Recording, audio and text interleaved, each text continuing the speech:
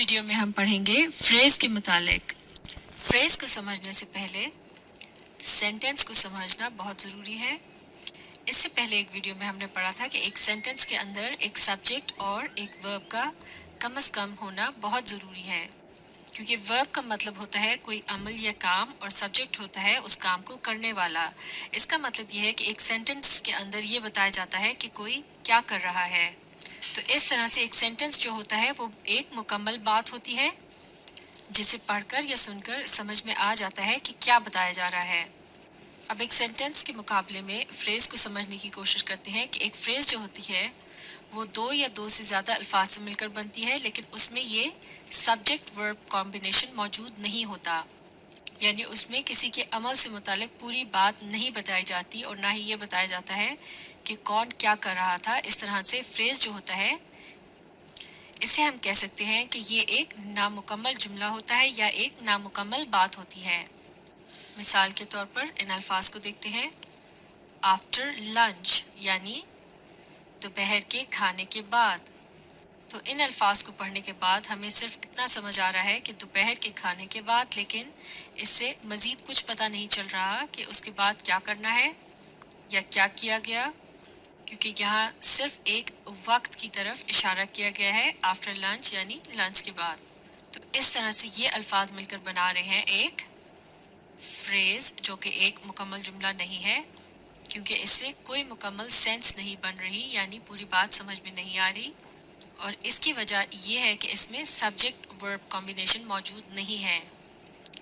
इसी तरह से एक और एग्जाम्पल देखते हैं। अ ग्रेट टीचर यानी एक अजीम उस्ताद।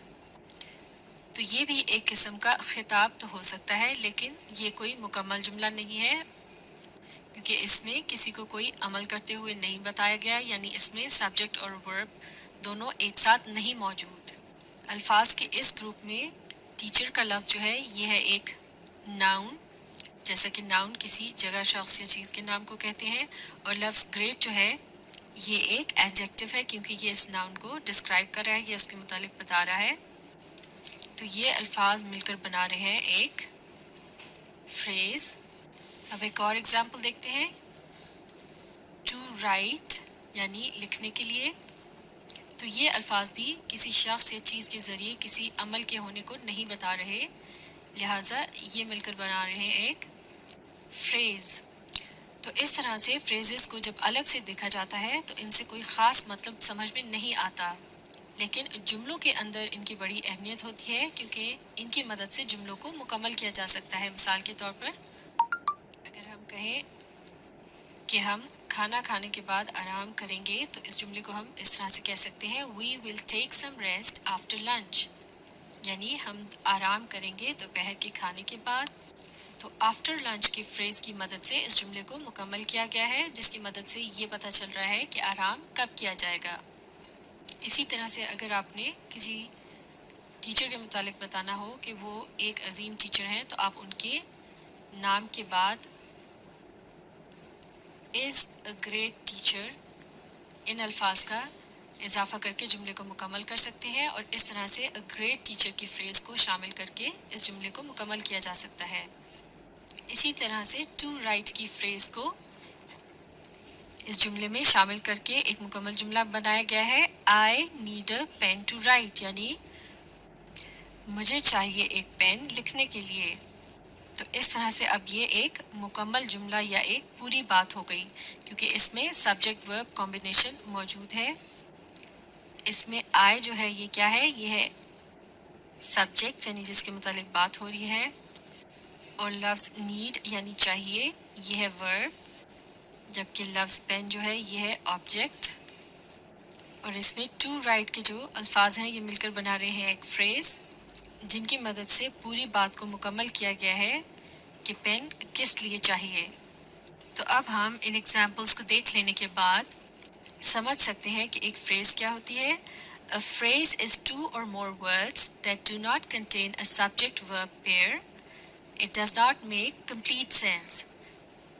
यानी एक फ्रेज के अंदर दो या दो से ज़्यादा अल्फाज हो सकते हैं, लेकिन उसमें एक सब्जेक्ट वर्ब पेयर नहीं होता, यानी फ्रेज के अंदर सब्जेक्ट और वर्ब दोनों एक साथ मौजूद नहीं होते। इसका मतलब ये हुआ कि किसी शख्स को कोई अमल करते हुए नहीं बताया गया होता, यानी ये एक मुकम्मल बात नहीं होती, लिहाजा it does not make complete sense, यानी इससे पूरी बात समझ में नहीं आती।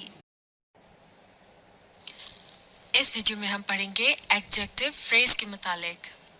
जैसे कि हम पहले सीख चुके हैं कि एक एडजेक्टिव क्या होता है। ये वो लफ्ज़ होता है जो किसी जगह, शख्स या चीज़ के मुतालिक कुछ न कुछ बताता है। जैसे कि टॉल मैन यानी लंबा आदमी, तो यहाँ मैन जो है ये एक नाउन है, जबकि टॉल क्या है, ये है एक एडजेक्टिव।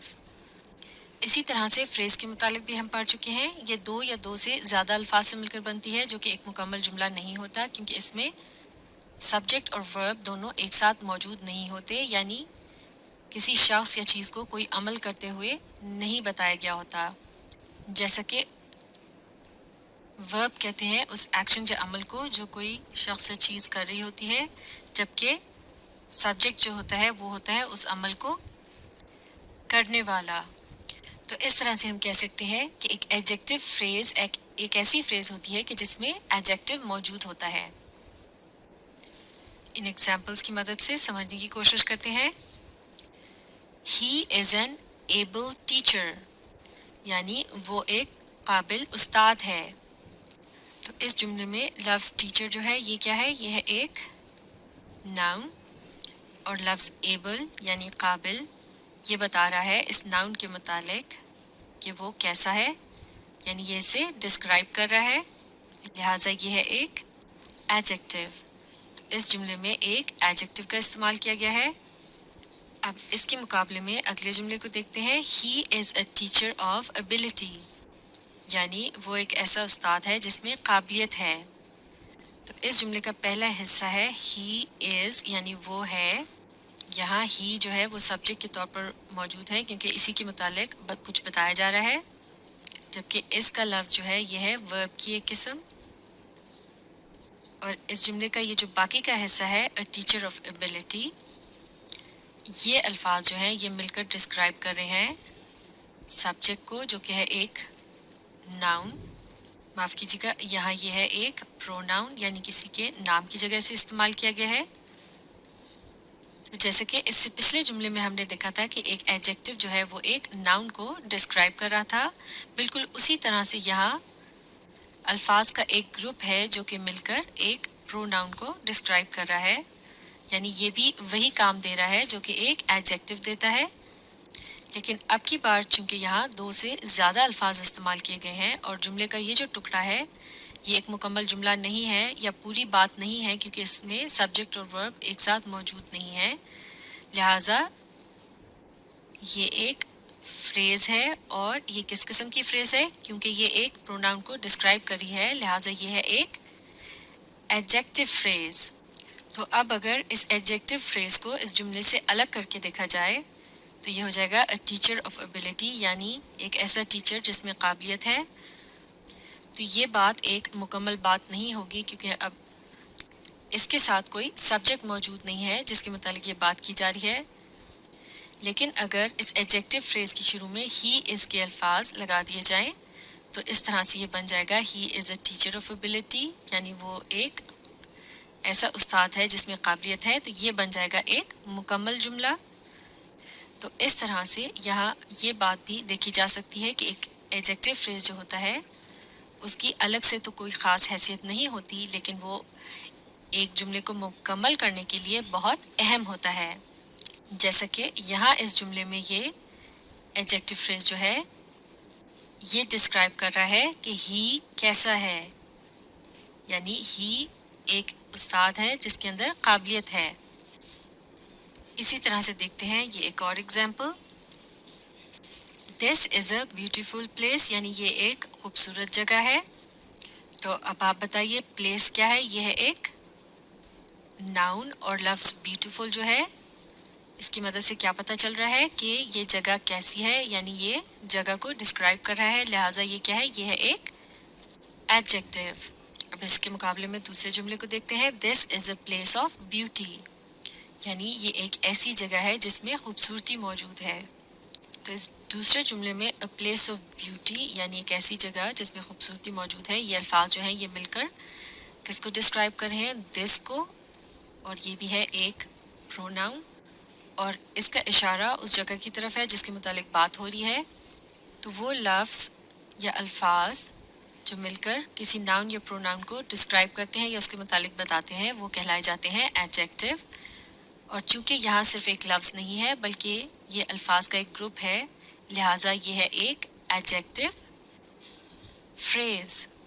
और इसे एडजेक्टिव फ्रेज़ इसलिए भी कहते हैं कि ये एक मुकम्मल जुमला नहीं है बल्कि जुमले का सिर्फ एक टुकड़ा है, जिसे अगर जुमले से अलग करके देखा जाए तो इसका कोई ख़ास मतलब नहीं बनता, क्योंकि इसमें सब्जेक्ट वर्ब कॉम्बिनेशन मौजूद नहीं है, यानी काम करने वाला और उसका अमल दोनों एक साथ नहीं बताए गए।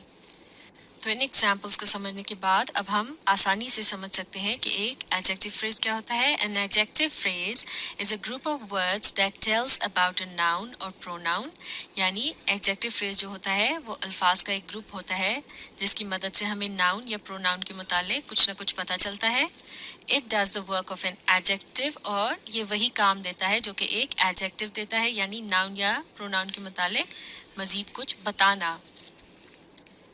तो ये थी एडजेक्टिव फ्रेज की पहचान। इसे अच्छी तरह से सीखने के लिए आप इस वीडियो को रिप्ले कीजिए और इसके साथ साथ पढ़ने और समझने की कोशिश जारी रखिए।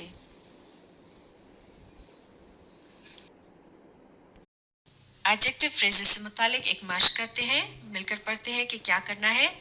Replace each of the following underlined adjective phrases by an adjective, यानी हमने इन जुमलों में अंडरलाइन की हुई एडजेक्टिव फ्रेजेस को सिर्फ एक एडजेक्टिव से तब्दील करना है। तो शुरू करते हैं। नंबर 1 आप ही पढ़िए। He wore a turban made of silk, यानी उसने एक पगड़ी पहन रखी थी जो कि सिल्क की बनी हुई थी। पगड़ी जो कि सिल्क की बनी हुई थी, इसकी जगह अगर हम पगड़ी के मुतालिक सिर्फ एक लफ्ज़ इस्तेमाल करना चाहें जिससे पगड़ी के मुतालिक पता चले कि वो किस चीज़ की बनी हुई थी, तो हम क्या कहेंगे?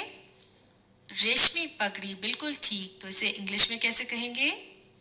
हम कहेंगे ही वोर सिल्क टर्बन। बिल्कुल ठीक।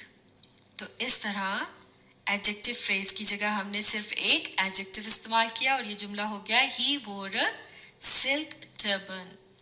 अब अगला जुमला number 2, he is a man without a friend, यानी वो एक आदमी है जिसका कोई दोस्त नहीं है। तो जिसका दोस्त नहीं होता वो क्या होता है? वो होता है अकेला। इसको इंग्लिश में क्या कहते हैं? लोनली। तो विदाउट अ फ्रेंड की जगह हम लोनली का लफ्ज इस्तेमाल कर सकते हैं और ये जुमला क्या हो जाएगा? He is a lonely man. अब लोनली का लफ्ज मैन से पहले आएगा। He is a lonely man, यहाँ लोनली का लफ्ज क्या है? ये एक एडजेक्टिव है। अब अगला जुमला नंबर 3 आप ही पढ़िए।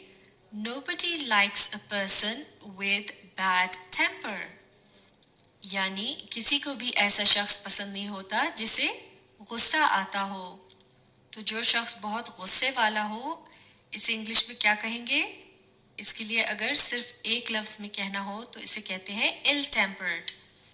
और यहाँ भी इल टेम्पर्ड का एडजेक्टिव पर्सन से पहले आएगा और ये जुमला हो जाएगा Nobody likes an ill-tempered person, यानी किसी को भी तुनक मिजाज शख्स पसंद नहीं होता।